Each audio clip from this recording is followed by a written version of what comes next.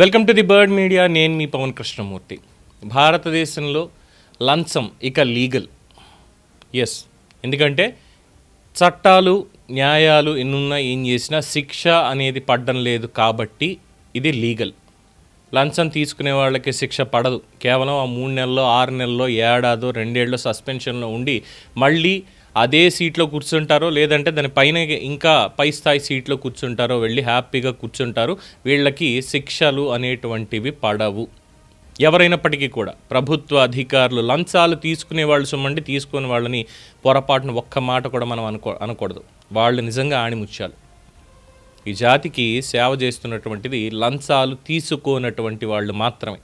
తీసుకునే వాళ్ళు మాత్రం ఖచ్చితంగా వాళ్ళ జాతి రత్నాలు వాళ్ళు.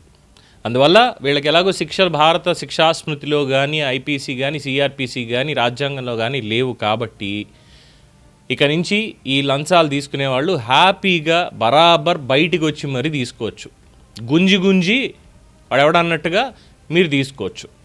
నిజమండి. ఎందుకు ఈ మాట అంటున్నానంటే కాళేశ్వరంలో చీఫ్ ఇంజనీర్స్ వాళ్ళ ఆస్తుల వివరాలు ఒకసారి చూస్తే ఇప్పటికీ వాళ్ళకి సంబంధించి చర్యలు లేవు.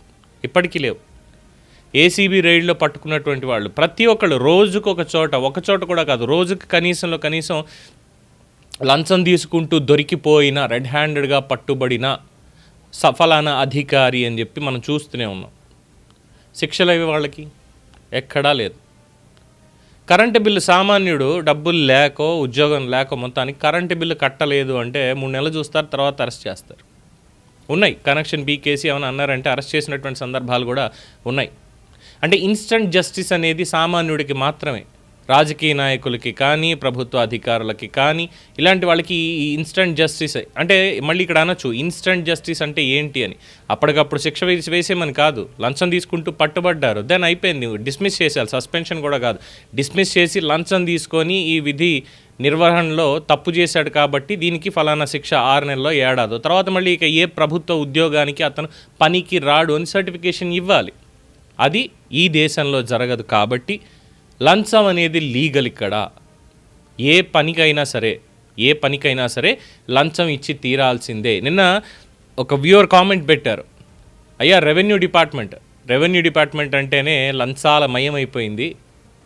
ఏ పని అవసరమైనా సరే వెళ్ళాలంటే చాలు డబ్బులు ఇస్తేనే పని జరుగుతుంది తప్ప మామూలుగా అయితే జరగడం లేదు. అలా ఉంది. ఎన్నిసార్లు చెప్పిన పై అధికారులకి ఎక్కడా కూడా మాకు స్వాంతన లభించడం లేదు, దయచేసి ఒక్కసారి దీని మీద చూడండి అని చెప్పి ఒక కామెంట్ పెట్టారు నిన్న. ఆ పరిస్థితి తీవ్రతను తెలియజేస్తోందిగా. అండ్ ఆఫ్ కోర్స్ ఎస్, మనం అపరిచితుడు సినిమా చూస్తాం, ఎక్కడ చూసినా లంచం అని. తర్వాత ఠాగూర్ సినిమా చూస్తాం చిరంజీవి గారిది లంచాల మీద. అయినా సరే మన జీవితాల్లోంచి ఈ లంచం అనేటువంటిది వెళ్ళదు బయటికి. ప్రభుత్వ అధికారంలో ఉన్నటువంటి వాళ్ళు ఏం చూసుకొని తప్పుడు పనులు చేసేవాళ్ళు లంచం ఇవ్వడానికి మీ దగ్గరకు వచ్చారంటే లాగి 2 కొట్టాలి. అది తీసుకొని తప్పుడు పనులు చేయించడం కాదు. దానివల్ల సమాజంలో నష్టపోతున్నది ఎవరు? ఎగ్జాంపుల్, ఎక్కడో బ్రిడ్జ్ కూలిపోయిందండి. అంటే కొన్ని మాటలు చెప్పేటప్పుడు జాగ్రత్తగా మాట్లాడాలి కాబట్టి. ఎక్కడో బ్రిడ్జ్ కూలిపోయింది, కాంట్రాక్టర్ లంచం తీసుకున్నాడు. సినిమాల్లో కూడా చూపించారు ఆఫ్ కోర్స్, దానికి సంబంధించి కొత్తగా ఏం చెప్పక్కర్లేదు. ఆ బ్రిడ్జి కింద ఆ కాంట్రాక్టర్ కొడుకే పాపం చచ్చిపోయాడు. లంచాలు తీసుకొని పర్మిషన్ ఇచ్చాడు చక్కగా, క్వాలిటీ చెక్ లేదు, ఏం లేదు. ఆఖరికి ఎలా అయిపోయిందో చూస్తున్నాం కదా. లడ్డూ విషయంలో కూడా లంచాలు తినమరిగినటువంటి అధికారులు, ముడుపులు అందుకున్నటువంటి నేతలు ఎంత అపరాధం చేశారు. సో ఇలాంటివన్నీ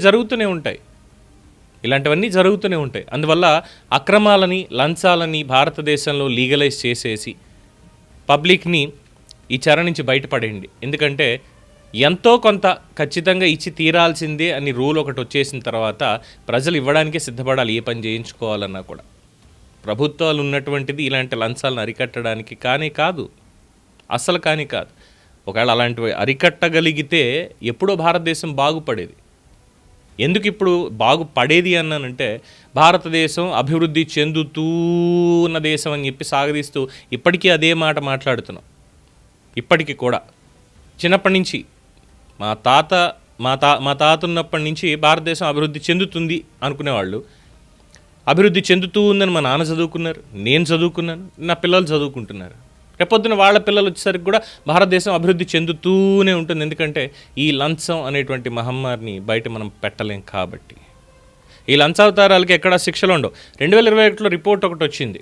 ఫోరం ఫర్ గుడ్ గవర్నెన్స్ అనేటువంటి సంస్థ సేకరించినటువంటి డేటా ప్రకారం చూస్తే 323 ఏసీబీ కేసులు, యాంటీ కరప్షన్ బ్యూరో వాళ్ళు నమోదు చేసినటువంటి కేసులు. దీంట్లో ఇప్పటివరకు తేలిన కేసులు ఎన్నో తెలుసా? కేవలం 5 కేసులు తేలాయి.